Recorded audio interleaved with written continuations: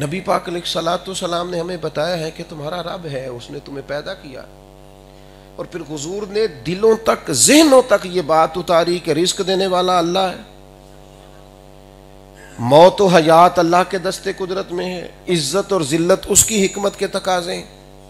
یہ اتنی بڑی سوچیں ہیں جو دنیا کی ہر ٹینشن کو لے جاتی ہیں، انزائٹی، ڈپریشن، پریشانی، بے چینی، سب چیزوں کا خاتمہ جب آپ کا یہاں ایمان مضبوط ہو جائے کہ رزق دینے والا اللہ ہے، موت و حیات اللہ کے، آپ مضبوط ہو جائیں گے، کمزوری نکل جائے گی۔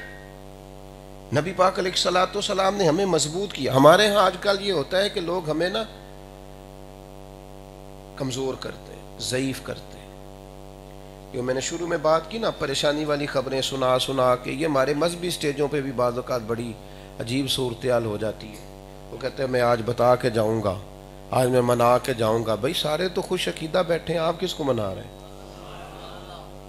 آپ کس کو منا رہے ہیں؟ آپ ان کو خیر کی بات بتائیں۔ ہاں جب کبھی کسی سے آپ کا مباحثہ ہوگا، گفتگو ہوگی، کسی ایسے آدمی کے آپ پاس بیٹھیں گے جو کسی بدعقیدگی کا شکار ہے، تو آپ بات کیجئے گا، لیکن تقریریں چمکانے کے لیے آپ اس طرح کی باتیں نہ کریں جس سے آپ، بعض اوقات بعض لوگ سوال کھڑا کر کے جواب دینا چاہتے ہیں اور ایسا سوال کھڑا کر دیتے ہیں جو مزید الجھا دیتا ہے۔ آپ انسانی ذہن کی سطح کے مطابق کلام کریں، الجھائے نہیں۔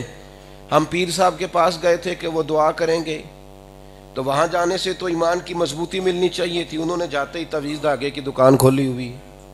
وہ کہنا تینوں کسی نے کچھ کیتا ہے؟